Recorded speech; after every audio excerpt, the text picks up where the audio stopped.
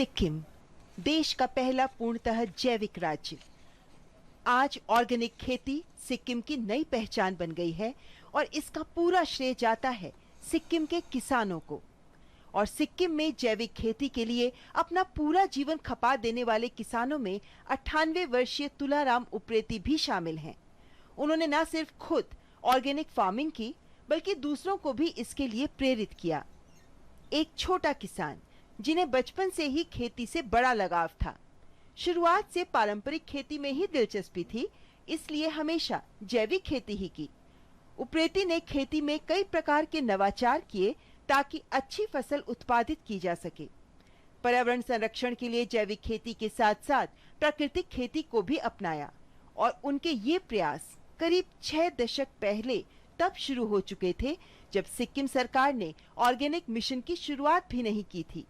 जीवन पर्यंत पारंपरिक तरीके से बिना किसी केमिकल का प्रयोग किए एक सफल किसान साबित हुए हैं तुलाराम उप्रेती। अर्को पुरै जातको चिजहरू ल्याएर हालेको छैन। यो यहीँ आयो, यहाँ आयो, गाईको मल लगायो, गाईको होइन भने भैँसीको लगायो, सब बाख्राको लगायो। त्यसै गरेर सबै यो गरेको आजसम्म लागेको छैन।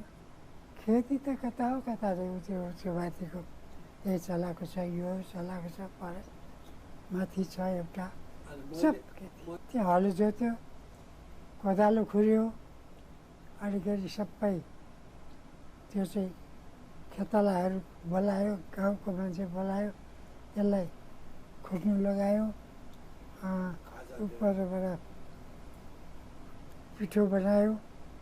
तुलाराम उप्रेती ने अपने जैविक खेती के तौर तरीकों से अन्य किसानों को भी प्रभावित किया। धीरे धीरे उनकी लोकप्रियता बढ़ने लगी। उन्होंने कई किसानों को जैविक खेती और प्राकृतिक खेती के गुर सिखाए। आज तुलाराम उप्रेती जैसे किसानों की मेहनत का ही नतीजा है कि सिक्किम की कृषि क्षेत्र में रसायनों पर निर्भरता खत्म हो गई है और सिक्किम बना है जैविक खेती में देश का सिरमौर। तुलाराम उप्रेती, जिन्होंने भारत की प्राचीन खेती प्रणाली को समझा और समझकर कार्य किया, खेती की। जिस तरह से भारत में हजारों वर्षों से प्राकृतिक खेती होती जा रही थी, उसको उन्होंने समझा और ऐसे दौर में जब रासायनिक खेती का जोर है, उन्होंने प्राचीन खेती को पकड़ा और प्राकृतिक खेती की। और ऐसा ही नहीं कि उसने खुद की, प्रदेश के दूसरे किसानों को भी उन्होंने सिखाया, शिक्षा दी, प्रैक्टिकल ज्ञान दिया और इसीलिए उनको भारत सरकार ने पद्मश्री के लिए चयनित किया।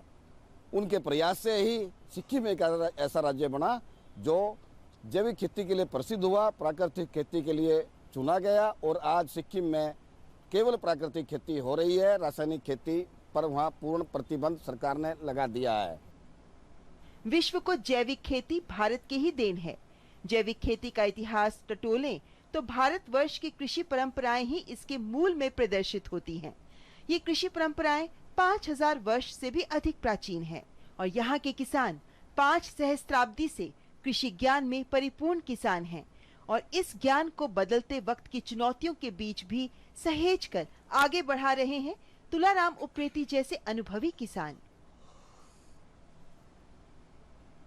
नीति आयोग